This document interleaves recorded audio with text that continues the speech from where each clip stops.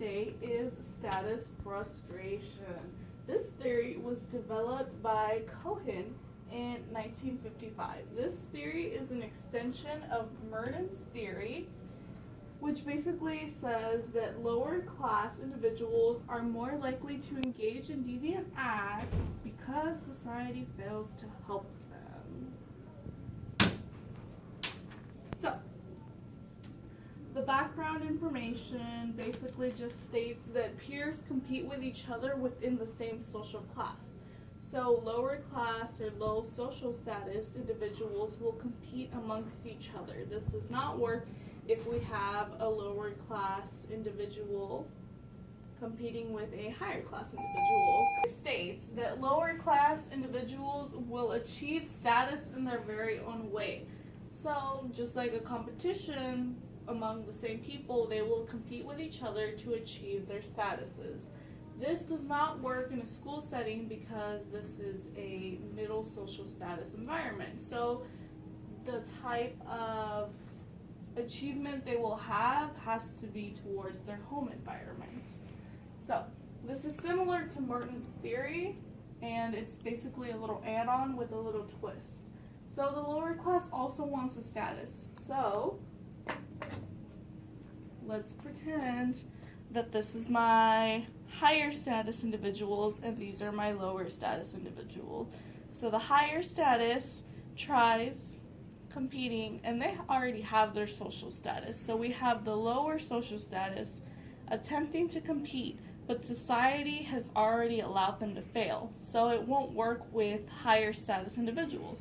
So you have to get rid of your higher status and compete with a lower status and the same ones.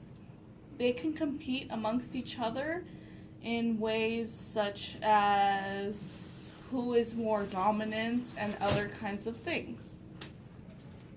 So, this theory was mainly tested on lower class delinquent boys.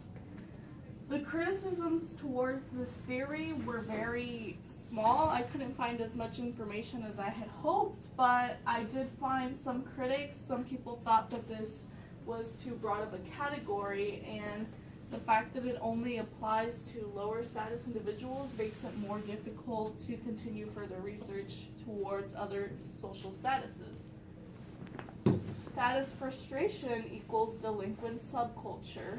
Because individuals lack the ability to compete with each other and achieve social status, they achieve what is called status frustration.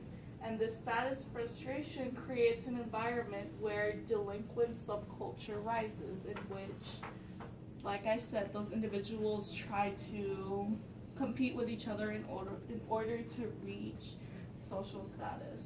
Some of the major findings of this theory include that everyone should achieve a status, but lower class individuals will have a harder time doing so. This pretty much sums up the status frustration theory, and it can be applied to other statuses, but further research has to be. Frustration is a difficult topic to even begin to comprehend because its basis relies on societies failing these individuals. The reasoning for that is the belief that societies fail to give these individuals fair treatment. So upper social status individuals have more opportunities to dominate and place their position. We know that in a hierarchy they would be at the top and lower social status individuals would be towards the bottom. Therefore, it is harder for those individuals to compete amongst each other and for vertical mobility to even happen. Thank you.